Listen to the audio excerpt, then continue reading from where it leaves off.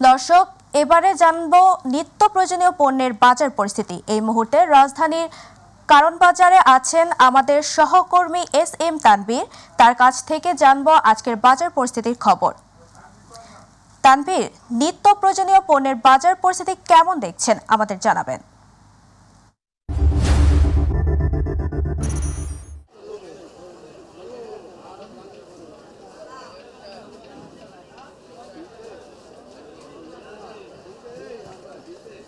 জি তাবাসসুম, আপনাকে ধন্যবাদ। আমি এই মুহূর্তে আছি কারণ বাজারে। কারণ বাজারে এসে আমরা বাজার ঘুরেছি এবং বিভিন্ন ক্রেতা বিক্রেতাদের সাথে কথা বলেছি।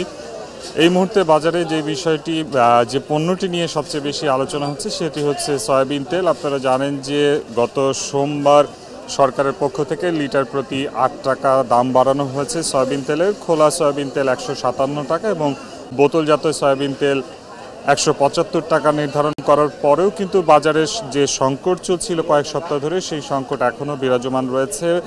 খুচরা বিক্রেতারা বলছেন সরবরাহকারীরা তাদের পর্যাপ্ত পরিমাণে তেল সরবরাহ করছেন না এবং অনেকেই অভিযোগ করছেন যে তেল কিনতে গেলে কিছু কিছু কোম্পানি তাদের সাথে শর্ত জুড়ে দিচ্ছেন, যেমন ১ কার্টুন তেল কিনতে গেলে তাদের কয়েক বস্তা আটা নিতে হচ্ছে, সে কারণেও তারা সরবরাহ সেভাবে স্বাভাবিক করতে পারছেন না।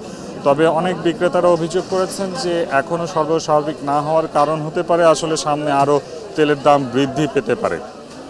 এরপরে যদি আমরা শাকসবজির কথা বলি, আপনারা জানেন যে শীতকালে সব ধরনের শাকসবজির দাম কমবে এমনটাই আমরা সবসময় শুনে এসেছি এবং এই মুহূর্তে যদি আমরা বলি শীত বিরাজমান এবং এই মুহূর্তে শাকসবজির বাজার দর নিয়ে আমরা একজন বিক্রেতার সাথে কথা বলতে চাই, জানতে চাই আসলে কোন সবজির দাম এখন কি পর্যায়ে রয়েছে। আচ্ছা, একটু আমাদের সাথে যদি কথা বলতেন, কেমন সবজি, কোন সবজির দাম কেমন দেখছেন? প্রতিটা সবজির দামই গত ২-১ সপ্তাহের তুলনায় কম, কারণ সবজির দাম বেশি না। এখন বাজারে গেলে নতুন মটরশুঁটি আছে, এটার দাম একটু বেশি, ২০০ টাকার উপরে, মানে সব সবজির দামই কম। আর টমেটোর দামটা কম, ইন্ডিয়ান টমেটো বন্ধ হয়েছে, আমাদের দেশি টমেটোর একটু দাম বেশি। টমেটোর মটরশুঁটি এই দুটো জিনিসের দামই বেশি। শসা, সিম, বেগুন প্রায় জিনিসের দাম কম। এগুলো তো অনেক আগে, কয়েকদিন আগে মনে করেন অনেক দাম ছিল, সবজির দাম কম।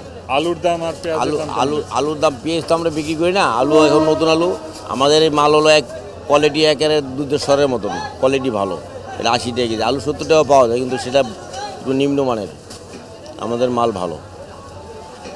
জি তাবাসসুম, আপনি যেমনটি শুনছিলেন যে এখন সব ধরনের সবজিরই দাম কমেছে এবং আলুর দামও অনেকটা কম। ভারত থেকে আমদানি করা পেঁয়াজ ৮০ টাকা দরে বিক্রি হচ্ছে, তবে দেশি পেঁয়াজের দাম কিছুটা বেশি রয়েছে।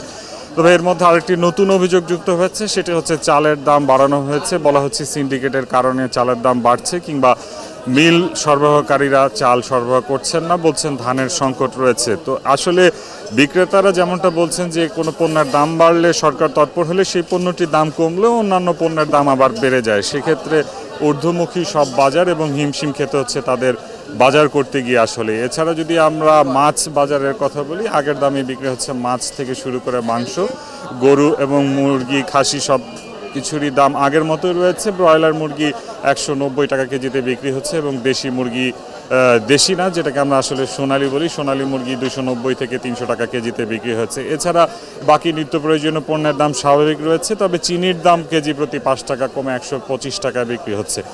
এই ছিল তাবাসসুম আমার কাছে বাজারের সর্বশেষ পরিস্থিতি। ধন্যবাদ তানভীর আপনাকে। দর্শক, কারণ বাজার থেকে বাজারের নিত্যপণ্যের সর্বশেষ তথ্য জানাচ্ছিল আমাদের সহকর্মী SM তানভীর।